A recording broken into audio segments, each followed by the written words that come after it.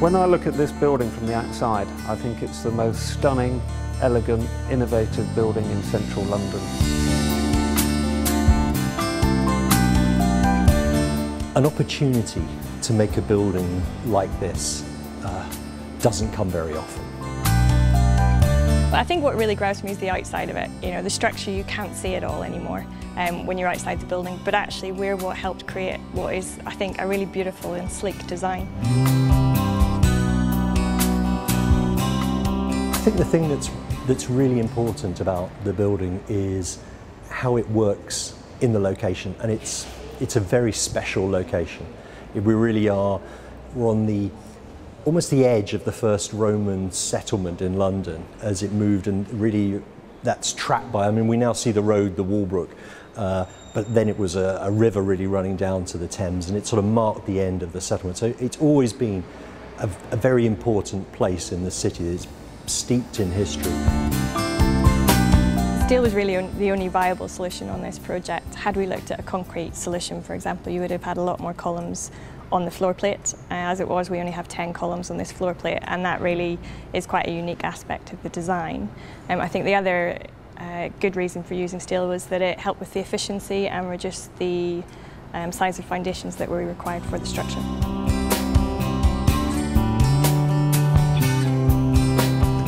When you walk inside these large open trading floors, I think it must be absolutely fantastic to work in this environment.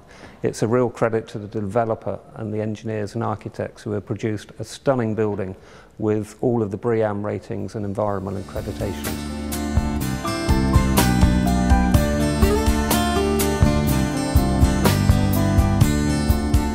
It was an extremely challenging project in that the site involves very restricted access. So we were forced to unload all of our lorries in Walbrook, which was used as a pit lane, and we then transported the steelwork offloaded from the lorries straight onto the steel frame for the cranes to erect. We've got really long span beams in this building, and one of the challenges that provided with the small floor space that we had available was the vibration issues.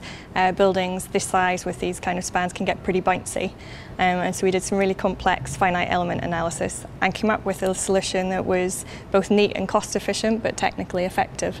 So that was quite a good win on the project.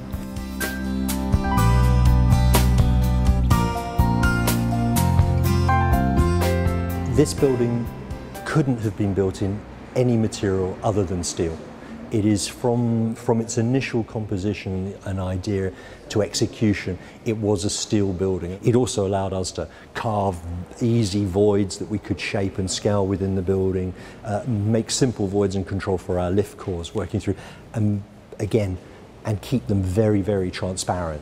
You know, so that openness was crucial for us inside the building, the lightness of the structure, the demands for the spans and the form.